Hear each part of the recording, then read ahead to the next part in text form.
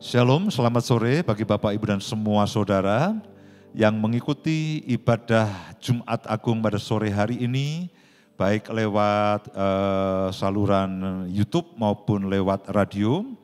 Saya berharap dimanapun Bapak Ibu sekalian berada di tempat ini, tapi meskipun kita berjarak secara jasmani, tapi saya percaya bahwa Roh Kudus itu tidak terhalang oleh apapun. Saya percaya Dia mencurahkan roh-Nya yang luar biasa.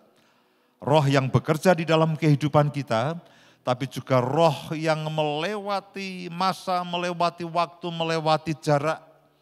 Meskipun umat Tuhan pada hari-hari ini di Indonesia mengikuti ibadah lewat streaming, ibadah jarak jauh, tapi saya percaya bahwa roh yang luar biasa dan roh yang tidak terbatas itu, Dia akan tetap bekerja meskipun kita belum ada kesempatan untuk beribadah bersama-sama di gedung-gedung gereja. Tapi sekali lagi saya berharap, saya percaya bahwa dimanapun Bapak Ibu dan semua berada, itu tidak akan mengurangi akan intensitas pekerjaan roh dalam kehidupan kita semuanya. Sebelum saya sampaikan akan firman Tuhan, saya ingin ingatkan akan dua hal. Kita tahu bahwa hari-hari ini kita sedang mengalami masa yang sulit, kita sedang mengalami masa yang susah. Kalau tidak salah, sejauh yang saya tahu sampai dengan sore hari ini, yang sudah positif terpapar oleh COVID-19 virus corona, itu sebanyak 3.512 orang. Itu yang sudah positif terdeteksi. Saudaraku, sejujurnya kita tidak tahu kapan ini semuanya akan berhenti. Saya berharap bahwa lewat doa-doa kita, lewat doa umat Tuhan, lewat doa gerejanya, semua masalah ini akan berlalu dengan cepat, semua masalah ini akan berlalu dengan segera. Kita juga tidak tahu seberapa besar dampaknya dalam kehidupan sosial, ekonomi, dan politik. Beberapa orang memberikan pandangan yang optimis bahwa sebentar lagi semuanya akan selesai dan semuanya akan pulih kembali. Yang lainnya mengatakan ini masih akan lama. Sebagian mengatakan akan sampai bulan Juni, bulan Juli akan mencapai puncaknya. Sebagian yang lainnya bahkan mengatakan ada kemungkinan sampai dengan akhir tahun kalau semuanya tidak menjadi terkendali. Ketika kita memperhatikan dan ketika melihat itu semuanya, ada banyak ramalan, ada banyak analisa, dan ada banyak dugaan yang diberikan oleh para ahli yang tentunya kompeten.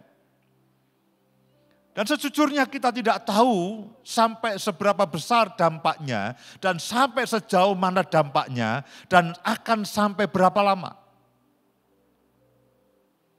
Kadang-kadang kita berdebat tidak menghasilkan hal yang produktif. Kita menyalahkan orang lain juga tidak akan bisa menolong apa-apa. Kita menyalahkan pemerintah, kita menyalahkan siapapun juga tidak menolong siapa-siapa. Itu bukan diskusi yang produktif, itu bukan hal yang baik. Sebagai umat Tuhan, sebagai gereja Tuhan, sebagai orang percaya, ada satu hal yang kita bisa lakukan untuk supaya semuanya ini bisa dikendalikan oleh Tuhan dengan baik, semuanya ini menggenapi maksud Tuhan, yaitu berdoa. Saya ingin ingatkan sekali lagi pada semua jemaat yang mendengarkan akan ibadah ini lewat streaming, baik YouTube maupun radio, maupun semua gereja Tuhan, maupun semua orang percaya. Ada hal yang pasti yang kita bisa lakukan. Supaya apapun semua yang terjadi ini, dan kita masih belum tahu apa yang akan terjadi. Tapi kita mau bahwa rencana Tuhan itu tidak gagal. Janjinya mengatakan bahwa Tuhan akan ada revival, ada kebangunan rohani di Indonesia. Janjinya Tuhan mengatakan bahwa akan ada penuaian jiwa-jiwa. Apakah semuanya itu akan terjadi atau tidak dengan semua yang terjadi hari ini? Ada satu hal yang saya ingin ajak kita semuanya berdoa, dan berdoa. Karena itu merupakan hal yang terbaik yang kita bisa lakukan. Kita berbantah-bantah tidak menolong. Kita takut, kita khawatir juga tidak menolong siapapun.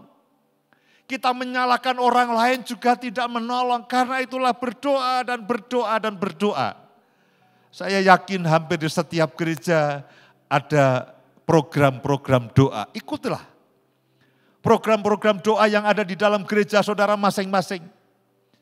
Dan khusus jemaat Kemah Daud yang ada di Jogja ini, kita punya program yang namanya berdoa, berjaga 24 jam non-stop. Bersyafaat bagi Indonesia. Saya ingin ingatkan semua saudara sudah ada di dalam jam-jam doa yang dibagi setiap jamnya selama 24 jam terus berputar. Mari lakukan lagi doa-doa kita. Seperti ketika Daniel dia mendapati janji Tuhan mengenai akan dikembalikannya orang Israel ke Israel. Pada waktu itu orang Israel ada di dalam penawanan di Babel. Ketika Daniel itu melihat akan firman itu lalu dikatakan dia mencari wajah Tuhan, dia bermohon, dia memakai kain kapung, dia berdoa, dia berpuasa. Daniel tidak menyalahkan siapapun. Bahkan dia memilih ada di antara bangsanya. Ketika dia berdoa dia tidak katakan begini, Tuhan ampuni dosa mereka. Tapi dia katakan Tuhan ampuni dosa kami. Dia tidak menganggap dirinya benar. Dia juga menganggap bagian daripada orang Israel pada waktu itu. Kita sebagai gereja Tuhan di Indonesia, kita tidak perlu menyalahkan orang lain. Kita tidak perlu menyalahkan pemerintah lah. Ada yang mengatakan pemerintah kurang cepat lah, pemerintah lambat, pemerintah kurang tegas lah. Saudaraku, sudahlah. Siapapun yang memimpin negeri ini pada masa ini tidak akan mudah. Antara alternatif satu dan alternatif yang lainnya, masing-masing ada kurang lebihnya satu dengan yang lainnya. Tapi sebagai umat Tuhan, sebagai gereja Tuhan ada satu hal yang pasti yang kita bisa lakukan supaya semuanya ini segera berlalu dan kehendak Tuhan itu jadi. Rencana Tuhan atas bangsa-bangsa itu jadi. Rencana Tuhan bahwa Tuhan akan mencurahkan kemuliaannya semakin menjadi nyata itu jadi. Apakah dunia akan menjadi semakin buruk? Sedangkan firman Tuhan mengatakan bahwa kemuliaanku akan semakin nyata. Virus ini merusak semua tatanan kehidupan masyarakat. Baik sosial, baik politik, baik ekonomi.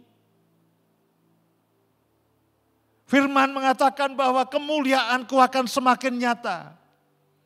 Seperti yang kita setiap kali kita deklarasikan di dalam Yesaya pasal yang ke-60 yang mengatakan bahwa kemuliaan Tuhan akan semakin nyata. Bangkitlah menjadi teranglah karena kemuliaanku ada di dalam kamu. Tuhan katakan bahwa kemuliaannya akan semakin nyata dalam kehidupan setiap kita gerejanya, dalam kehidupan setiap kita umatnya. Dan penuhan jiwa-jiwa revival kebangunan rohani harus terjadi. Tapi kita juga tahu bahwa backgroundnya mengatakan kegelapan dan kekelaman itu menutupi bumi dan menutupi bangsa-bangsa seperti saat ini. Kita harus berdoa supaya kehendak Tuhan atas bangsa-bangsa itu terjadi. Kita juga minta Tuhan belas kasihan Tuhan supaya semuanya ini segera berlalu. Kadang-kadang kalau kita mendengar kisah-kisah, kita melihat cerita-cerita bagaimana orang-orang yang susah, bagaimana orang-orang dengan penghasilan yang sangat terbatas, bagaimana orang-orang yang sakit, bagaimana orang-orang yang tiba-tiba kehilangan orang tuanya, kehilangan ayahnya, kehilangan ibunya, kehilangan kedua orang tuanya. Kadang-kadang kita mendengarkan cerita orang tua yang tiba-tiba kehilangan anak-anaknya dengan semuanya ini. Tentu kita tidak, kita Tuhan, kami minta belas kasihan. Tapi di satu sisi kita juga berdoa supaya bangsa-bangsa ini kembali kepada Tuhan. Ada takut akan Tuhan.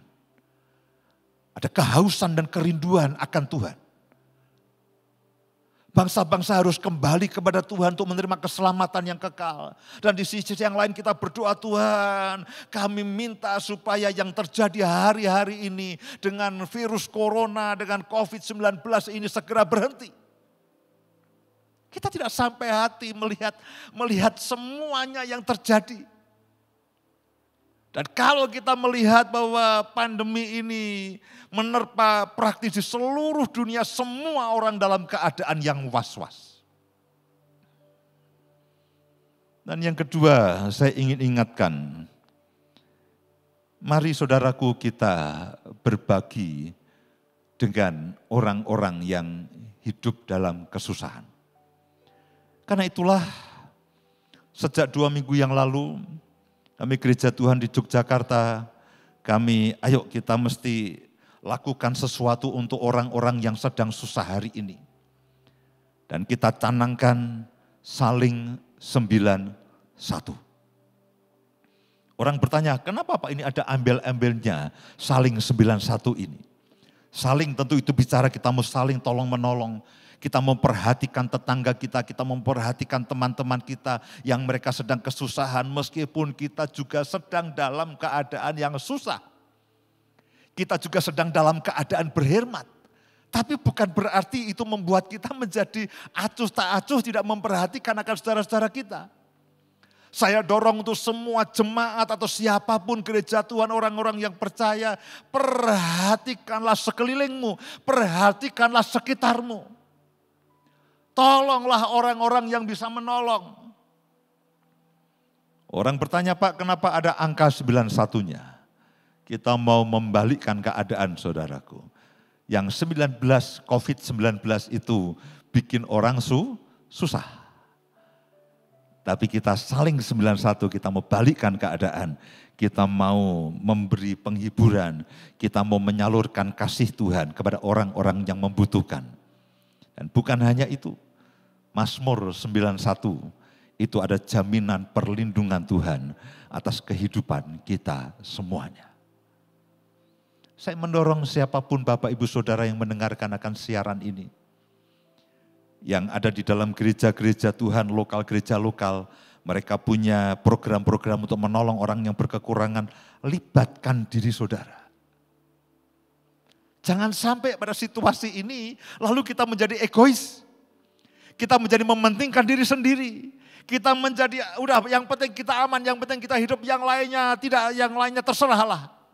Justru sebagai gereja Tuhan kita ada pada masa-masa seperti inilah, kita harus menyalurkan kasih Tuhan.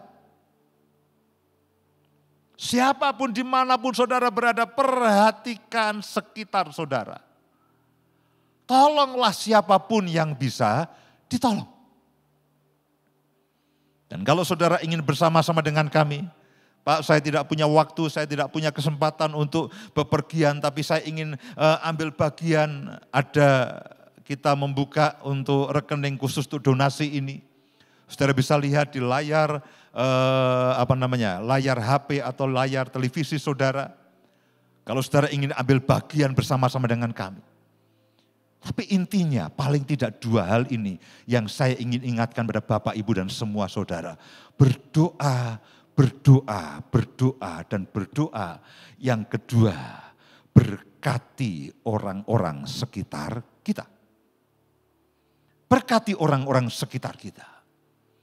Justru pada masa-masa sulit seperti inilah gereja Tuhan harus makin bersinar. Jangan sampai gereja Tuhan makin tenggelam, ikut menjadi bagian dari konflik itu sendiri. Jangan sampai gereja Tuhan lalu menjadi mengasihani diri sendiri, lalu menjadi, oh kami ini juga korban. Jangan jadikan diri saya dan saudara itu korban dari keadaan ini. Saya juga korban Pak, saya perlu mengamankan diri kita. Justru pada masa seperti inilah gereja Tuhan harus menjadi terang, menjadi garam, dan menjadi jawaban dan berkat bagi umat manusia. Jangan jadikan diri saudara dan saya itu merupakan korban. Dan lalu kita mengamankan diri kita, lalu kita menjadi egois, lalu kita jadi mementingkan diri kita sendiri. Justru pada masa-masa sekarang inilah Saya ingat satu bagian firman Tuhan yang saya ingin bacakan dalam kehidupan pada sore hari ini dalam Matius pasal yang ke-15. Sehubungan dengan saling 91 ini. Matius pasal yang ke-15 ayat yang ke-32. Matius pasal yang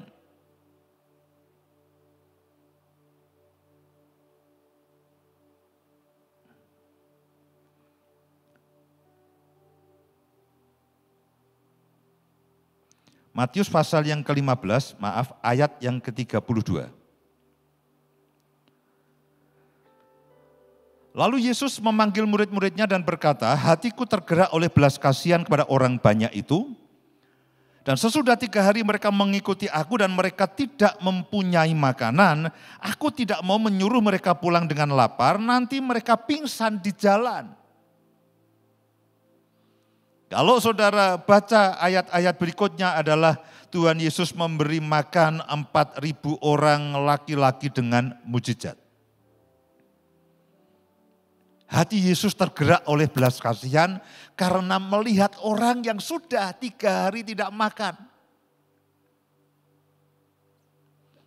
Jadi jangan berpikir bahwa saudara berpikir Tuhan Yesus lalu tidak acuh tak acuh dengan semuanya ini. Dia selalu perhatian kalau ada orang yang tidak makan. Ketika orang itu terus mengikuti dia dan Yesus melihat sudah 3 hari mereka tidak makan, Yesus katakan jangan suruh mereka pulang sebelum kau memberi mereka makan.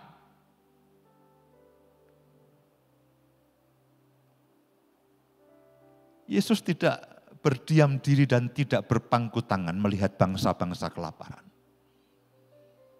Aku tidak mau menyuruh mereka pergi, nanti mereka pingsan di jalan. Dan dia katakan beri mereka makan. Perintah itu kepada saudara dan saya sebagai gereja Tuhan. Mari beri bangsa ini makan.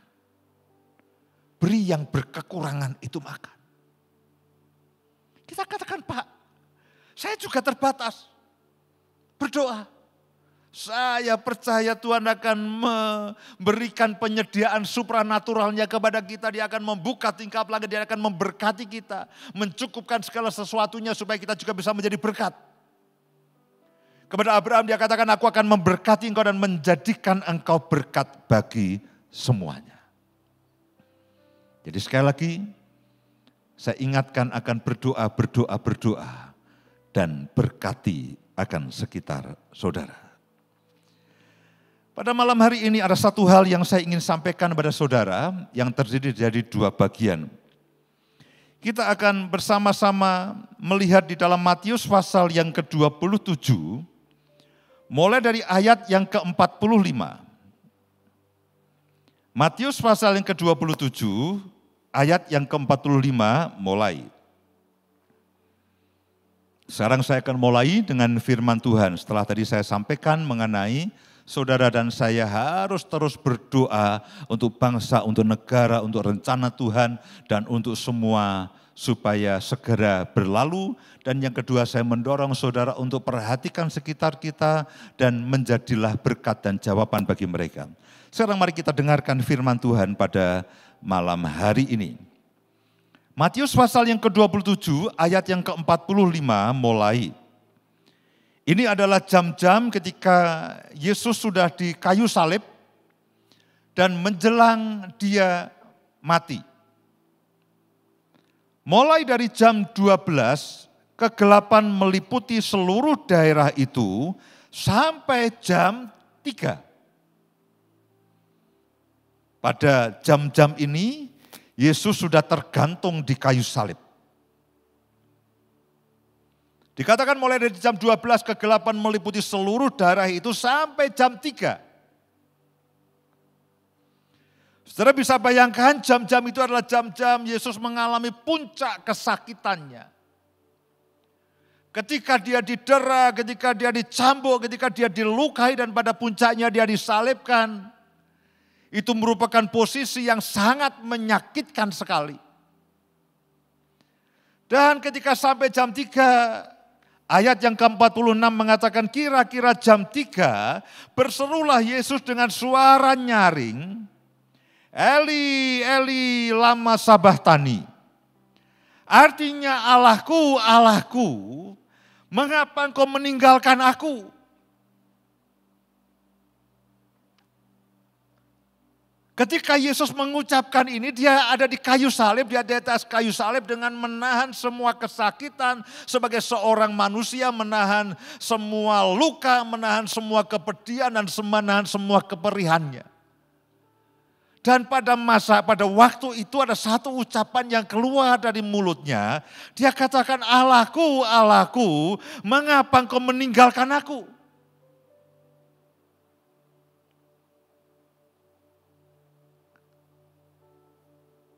Pada waktu itu Yesus menanggung semua dosa manusia. Pada waktu itu Yesus menanggung semua dosa yang pernah dilakukan manusia dan di kayu salib dikatakan dia menanggung segala sesuatunya sebagai ganti saudara dan saya.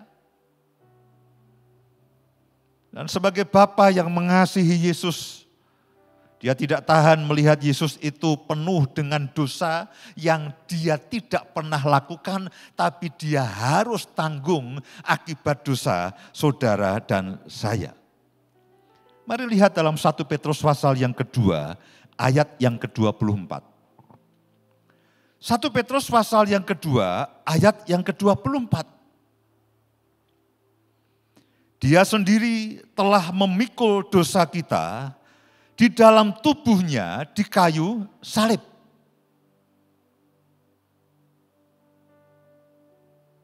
Ketika dia disalibkan, dia tidak sedang hanya menunggu ajalnya, itu tidak. Ketika dia disalibkan, dia tidak hanya sekedar menunggu kapan nafas terakhirnya itu akan berhembus. Alkitab mengatakan bahwa selama dia di kayu salib, dia katakan dia sendiri telah memikul dosa saudara dan saya di dalam tubuhnya, di mana? Di kayu salib. Dia pikul itu dosa itu. Dan sebagai Bapa, sebagai Allah yang mengasihi anaknya yang tunggal, Allah tidak tahan melihat bagaimana anaknya yang sebetulnya tidak berdosa itu harus menanggung dosa umat manusia, saudara dan saya. Dan Yesus katakan, Allahku, Allahku, mengapa engkau meninggalkan aku? Bukan karena Yesus berbuat kesalahan. Bukan karena Yesus itu berbuat dosa. Bukan karena Yesus itu memang pantas menanggung itu semuanya. Tapi karena Yesus itu menanggung dosa dan saya. Dikatakan bahwa dia memikul dosa kita di dalam tubuhnya di kayu salib. Supaya kita yang telah mati terhadap dosa hidup untuk kebenaran. Oleh bilur-bilurnya kamu telah sembuh. Itulah yang terjadi. Dan itulah yang membuat Yesus ditinggalkan oleh Allahnya, oleh Bapaknya. Bukan karena dia tidak mengasihi, bukan karena Bapa tidak mengasihi Yesus. Tapi pada waktu itu Yesus sedang memikul dosa saudara dan saya dan harus menderita dengan sangat di kayu salib.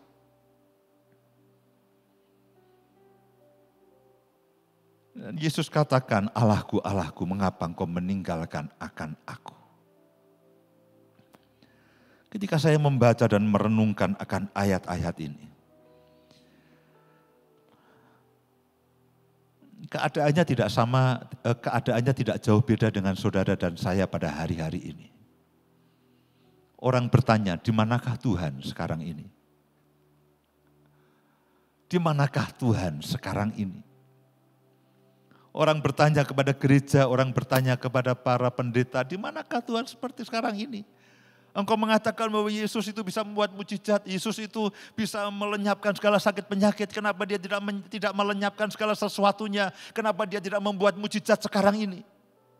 Hal yang sama itu yang sekarang kita tanyakan, Tuhan kenapa sepertinya Engkau berpangku tangan? Kenapa sepertinya Engkau tidak melakukan apapun dan membiarkan setiap hari kesusahan itu terjadi dan setiap hari itu mayat bergelimpangan, setiap hari kematian itu terjadi. Pertanyaan yang sama yang diucapkan Yesus, Allahku, Allahku, mengapa Engkau meninggalkan aku pada hari ini, pada saat ini? Saudaraku, kita tidak tahu apa yang menjadi ujung dari semuanya ini. Kita tidak tahu.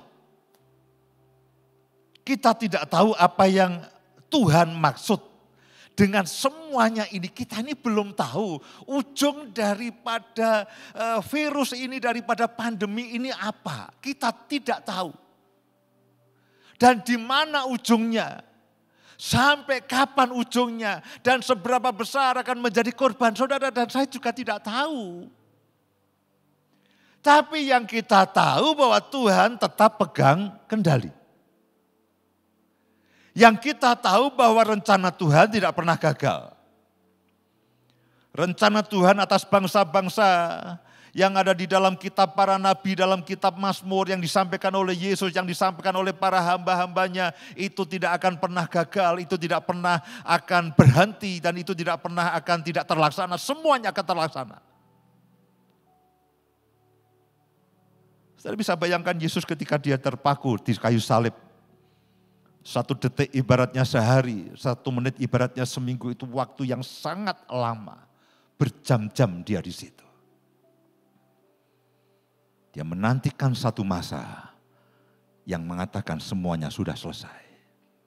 Tapi saat itu dia katakan, Allahku, Allahku, mengapa engkau meninggalkan aku? Eli, Eli, lama sabachthani. Allahku, Allahku, mengapa engkau meninggalkan aku? Sama dengan saudara dan saya hari-hari ini. Kita juga bertanya Tuhan, ujungnya sampai kapan? Kapan semuanya normal kembali? Apakah semuanya akan kembali seperti semula atau tidak? Sampai kapan anak-anak akan bersekolah kembali? Sampai kapan para ibu-ibu terbebas dari menjadi guru sepanjang hari? Orang tua tersiksa, konon kabarnya anak-anak juga tersiksa. Mereka katakan ternyata ibuku tidak bakat jadi guru. Dan pertanyaan yang sama seringkali kita ucapkan, Tuhan, sampai kapan ini selesai? Sampai kapan ini berlalu? Dan apakah semuanya akan kembali normal atau tidak, kita tidak tahu.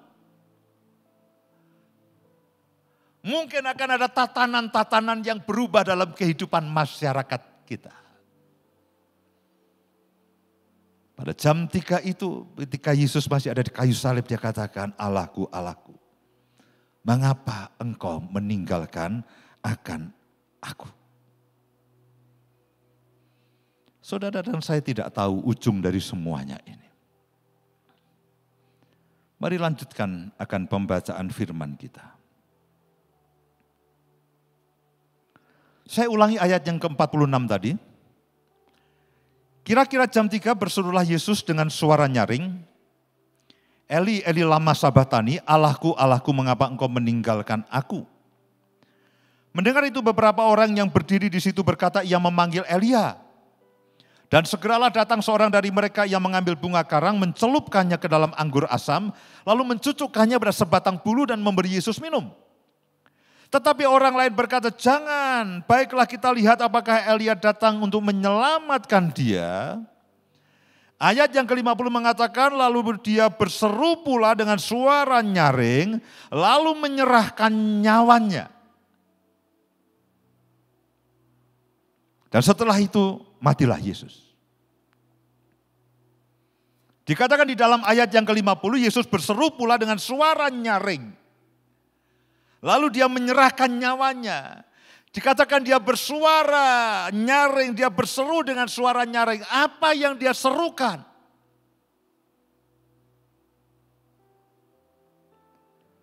Tercatat di dalam Injil Yohanes pasal yang ke-19 ayat yang ke-30. Ketika dia berseru dan mengatakan dan dia menyerahkan nyawanya, yang dia serukan itu apa? Injil Yohanes pasal yang ke-19 ayat yang ke-30, sesudah Yesus meminum anggur asam itu, berkatalah ia, sudah selesai. Lalu ia menundukkan kepalanya dan menyerahkan nyawanya. Sekian waktu sebelumnya dia katakan, Allahku, Allahku, mengapa engkau meninggalkan aku? Dan itu merupakan waktu-waktu yang sangat menyakitkan dalam kehidupan Yesus. Setelah sekian lama dia bergumul, Allahku, mengapa engkau meninggalkan aku? Lalu dia berteriak dan mengatakan, sudah selesai. Apanya yang sudah selesai? Semua urusan dosa saudara dan saya sudah selesai. Dia menanggung segala penderitaan kita. Dia menanggung semua dosa kita. Dia menebus semua dosa saudara dan saya. Dia menggantikan semua saudara dan saya. Saya dan saudaralah yang seharusnya tergantung dan menderita di kayu salib itu. Karena upah dosa adalah maut, karena upah dosa adalah kematian yang kekal. Dan untuk itulah Yesus menggantikan saudara dan saya di kayu salib. Pada waktu itu penderitaan yang paling mengerikan, cara mati yang paling mengerikan dan paling menyakitkan adalah di kayu salib. Tidak ada cara lain pada waktu itu, cara yang paling menyakitkan bagaimana seseorang bisa mati kecuali dia digantung di kayu salib. Harusnya itu saudara dan saya yang ada di situ. Dan ketika dia katakan sudah selesai, semua urusan sudah selesai. Saya percaya meskipun hari-hari ini kita masih bertanya Tuhan, sampai kapan ini akan selesai? Tapi sekarang juga oleh iman kepada Yesus Kristus Tuhan dan Raja, pencipta langit dan bumi, kita juga bisa katakan sudah selesai. Dalam iman kita, dalam pengharapan kita, kita bisa katakan sudah selesai. Bahwa semuanya dalam kendali Tuhan, semua dalam pengaturan Tuhan. Semua di dalam rencana Tuhan yang ajaib ini. Tidak ada yang terlalai satupun. Yang Tuhan itu tidak kendalikan, itu tidak. Semua Tuhan kendalikan. Imam besar agung yang kita miliki ini adalah imam besar agung yang ajaib. Kenapa dia harus merasakan penderitaan yang saudara dan saya alami? Mari lihat Ibrani pasal yang keempat ayat yang ke-14.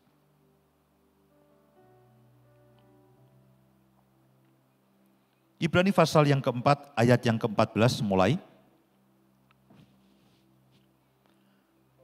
Karena kita sekarang mempunyai imam besar agung yang telah melintasi semua langit. Yaitu Yesus anak Allah. Baiklah kita teguh berpegang kepada pengakuan iman kita, sebab imam besar yang kita punya bukanlah imam besar yang tidak dapat turut merasakan kelemahan-kelemahan kita. Tidak dapat turut merasakan penderitaan-penderitaan kita. Sebaliknya sama dengan kita, dia telah dicobai, hanya tidak berbuat dosa dan puncaknya semua penderitaan yang dia harus alami itu adalah di kayu salib.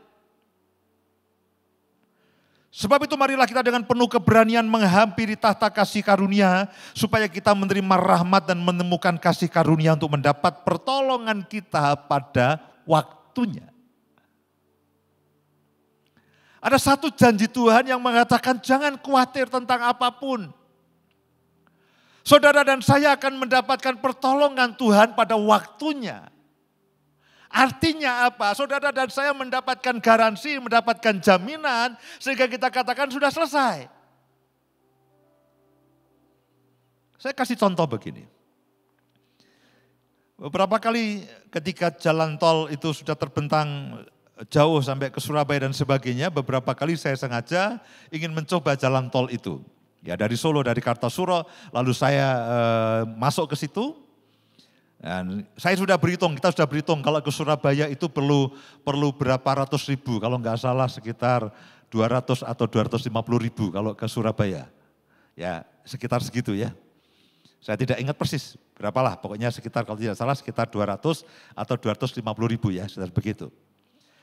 Nah, saya akan katakan kepada istri saya, tolong pastikan bahwa di dalam kartu tol saya, tol kita ini ada depositnya.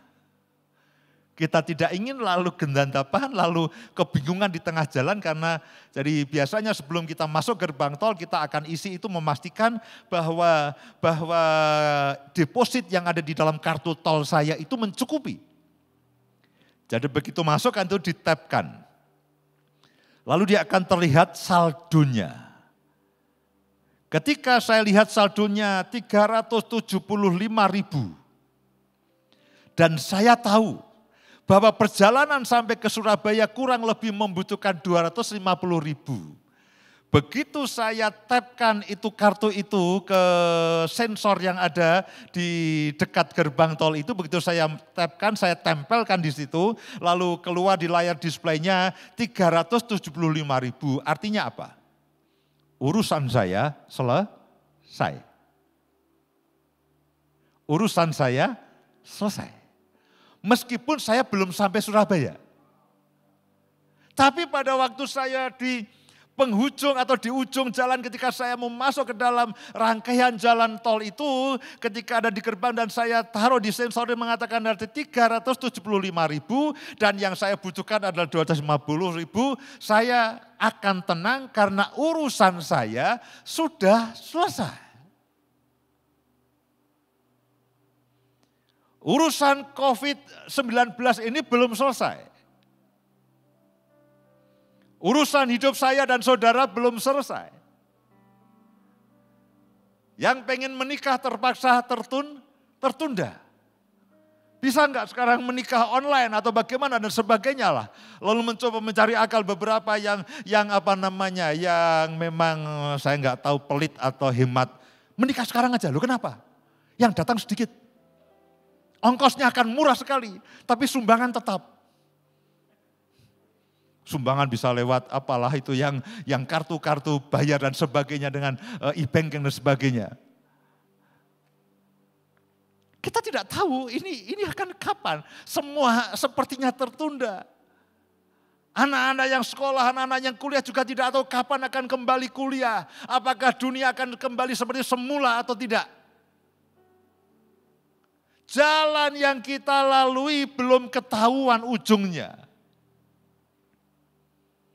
Tapi ketika Yesus katakan sudah selesai, itu artinya bahwa dia sudah menebus dosa saudara dan saya. Saudara hidup dilayakkan di hadapan Bapa.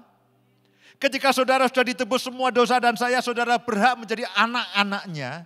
Dan ketika saudara menjadi anak-anaknya, saudara menjadi ahli waris yang artinya berhak atas semua janji-janji Tuhan yang ajaib. Sehingga kita bisa berkata sudah selesai.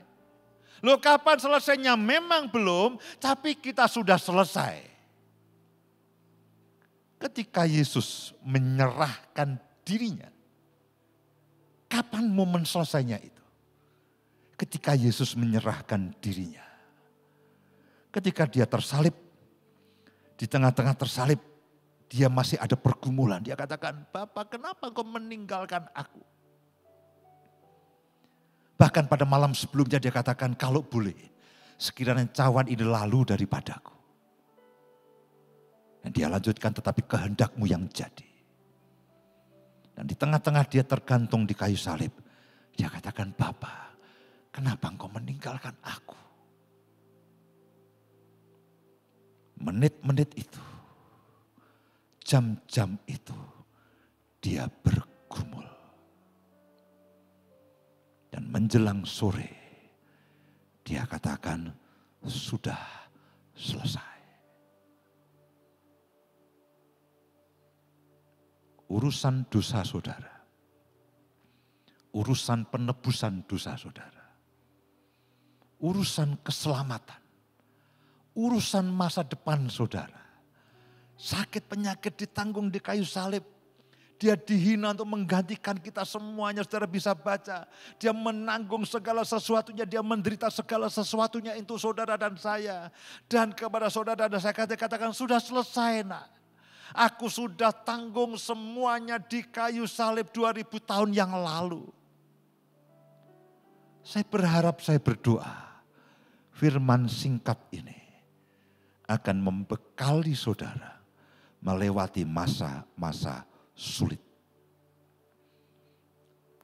Seperti pada waktu kita mulai masuk ke dalam gerbang tol dan kartu tol kita tempelkan. Oh, saldo yang ada melebihi daripada biaya yang aku butuhkan. Begitu kita tahu saldonya, kita katakan urusan sudah selesai. Demikian juga malam hari ini. Yesus sudah selesaikan semua urusan itu. Tugas saudara dan saya terus berharap, terus beriman, terus percaya, mengucapkan akan firman-Nya, mendeklarasikan akan kebenarannya, hidup percaya kepadanya, hidup bergantung kepadanya. Itu yang saudara dan saya harus lakukan. Kuasa darah-Nya sudah menyucikan kita semuanya. Sudah menghapuskan semua dosa kita. Kuasa darah-Nya memberikan perlindungan yang sempurna atas hidup saudara dan saya sekarang dan hari-hari berikutnya. Izinkan saya membacakan beberapa ayat sebelum kita akan nyanyikan lagu yang mengatakan oleh kuasa darah-Nya. Di dalam Keluaran pasal yang ke-12 ayat yang ke-12. Ini adalah peristiwa ketika orang Israel akan keluar dari tanah Mesir di tengah tulah-tulah yang sedang terjadi pada waktu itu. Dan ini adalah menjelang tulah yang terakhir. Keluaran pasal yang ke-12 ayat yang ke-12. Sebab pada malam ini aku akan menjalani tanah Mesir dan semua anak sulung dari anak manusia sampai anak binatang akan kubunuh. Dan kepada semua Allah di Mesir akan kujatuhkan hukuman. Akulah Tuhan. Dan darah itu menjadi tanda bagimu pada rumah-rumah di mana kamu tinggal. Apabila aku melihat darah itu maka aku akan lewat daripada kamu. Jadi tidak akan ada tulah kemusnahan di tengah-tengah kamu. Perhatikan baik-baik. Jadi tidak akan ada tulah kemusnahan di tengah-tengah kamu ketika ada darah yang dilaburkan di atas pintu rumah mereka. Dan darah Yesus itu ada di dalam kehidupan saudara dan saya. Dan bahkan sebentar nanti kita juga akan mengadakan perjamuan makan dan minum tubuh dan darah Yesus. Itulah jaminan kelepasan kita dari semua yang buruk dan semua tulah. Jadi tidak akan ada tulah kemusnahan di tengah-tengah kamu. Jadi tidak apabila aku menghukum akan tanah Mesir. Maka ayat yang ke-27, Keluaran 12 ayat yang ke-27. Maka haruslah kamu berkata itulah korban Paskah bagi Tuhan. Yang melewati rumah-rumah orang Israel di Mesir. Ketika ia menulahi orang Mesir tetapi menyelamatkan rumah-rumah kita. Lalu berlututlah bangsa itu dan sujud menyembah. Ketika darahnya tercurah di kayu salib, dia katakan sudah selesai. Dan itulah jaminan dalam kehidupan saudara dan saya.